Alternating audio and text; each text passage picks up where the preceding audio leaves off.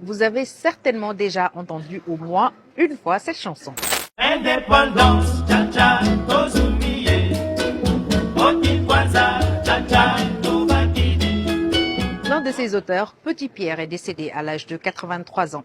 De son vrai nom, Pierre Yantoula Bobina Elengessa, il était le dernier survivant de l'African Jazz, l'orchestre qui a composé cette chanson, très vite devenue l'hymne des indépendances dans les années 60. Lorsque nos politiciens congolais sont allés en Belgique pour la négociation à l'accession du pays à l'indépendance, M. Thomas Kanza, qui était le premier Congolais de Kinshasa, qui est allé étudier en Belgique, il a réfléchi et dit, quand nos politiciens vont venir ici, il faut qu'il y ait un orchestre pour agrémenter les soirées dansantes de nos politiciens.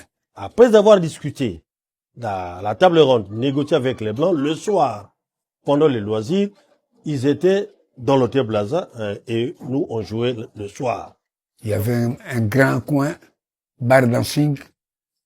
Ils venaient s'amuser pour réfléchir, et se rafraîchir aussi. Les politiciens sont partis chercher l'indépendance et nous avons démontré aux Européens que l'indépendance était arrivée pour nous aussi les artistes. C'est pas là, on avait fait la chanson indépendante.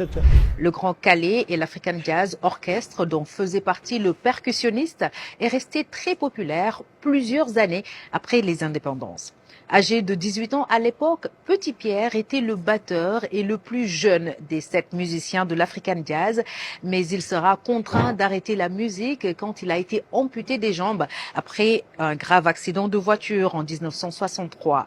La chanson Indépendance Cha-Cha, mondialement connue, s'est inspirée des négociations sur l'indépendance du Congo, jusqu'alors colonie belge. La délégation congolaise à cette table ronde était accompagnée de l'orchestre African Jazz de Joseph Kabazele, surnommé Grand Calais. Indépendance Cha-Cha est très vite devenu l'un des exemples les plus célèbres du style musical rumba, aujourd'hui patrimoine culturel immatériel de l'UNESCO.